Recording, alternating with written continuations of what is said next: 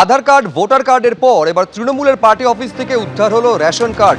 কোলাঘাটে তৃণমূলের পার্টি অফিসে একটি ব্যাগ থেকে রেশন কার্ড উদ্ধার হয়েছে। তৃণমূলের তরফে দাবি করা হচ্ছে রেশন কার্ডগুলি বাতিল, বহু বছর আগেকার। বিজেপির তরফে আবার পাল্টা দাবি, এই সমস্ত রেশন কার্ড নিয়ে অবৈধ কাজকর্ম করত তৃণমূল, এমনকি এই রেশন কার্ড থেকে রেশনও তুলত বলে অভিযোগ। রেশন কার্ডগুলি বাজেয়াপ্ত করেছে কোলাঘাট থানার পুলিশ।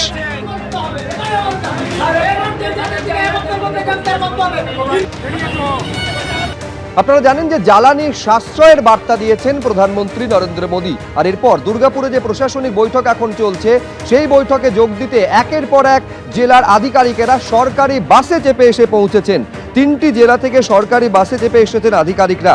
পূর্ব বর্ধমান থেকে বাসে চেপে সরকারি আধিকারিকদের নিয়ে গিয়ে বৈঠকে যোগ দিতে গেলেন জেলা শাসক শ্বেতা আগরওয়াল। এছাড়া বাঁকুড়া জেলার ডিএম, এডিএম, এসডিওরা সরকারি বাসে চেপে এলেন মুখ্যমন্ত্রীর প্রশাসনিক বৈঠকে যোগ দিতে।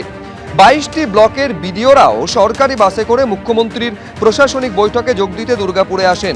এছাড়া পুরুলিয়া থেকে 2টি বাসে করে দুর্গাপুরে মুখ্যমন্ত্রীর বৈঠকে যোগ দিতে আসেন জেলার সরকারি আধিকারিকরা।